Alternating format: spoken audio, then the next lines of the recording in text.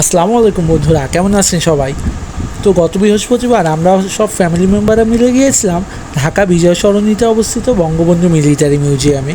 TSC থেকে metro রেলে চড়ে প্রাকৃতিক বিভিন্ন মনোমুগ্ধকর দৃশ্য দেখতে দেখতে আমরা পৌঁছে গেলাম বিজয় সরণির মেট্রো স্টেশনে। সেখান থেকে অল্প কিছু দূরে অবস্থিত বঙ্গবন্ধু মিলিটারি মিউজিয়াম।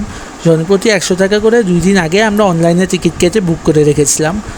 আপনারা চাইলে সেখানে গিয়েও টিকিট কিনতে পারবেন।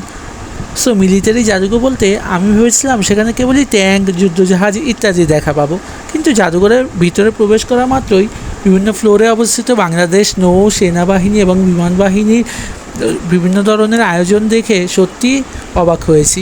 জাদুঘরটিতে বাংলাদেশের মুক্তিযুদ্ধের বিভিন্ন ইতিহাসকেও তুলে ধরা হয়েছে খুবই সুন্দরভাবে। এছাড়া বঙ্গবন্ধুর বিশাল আকৃতির প্রতিকৃতি ঘিরে বাংলাদেশ সরকার প্রধানকে দেওয়া বিশ্বের অন্যান্য সরকার প্রধানদের উপহার সামগ্রী অর্থাৎ তোশখানার চোখ ধাঁধানো জিনিসগুলো ছিল সত্যি মুগ্ধ করার মতো।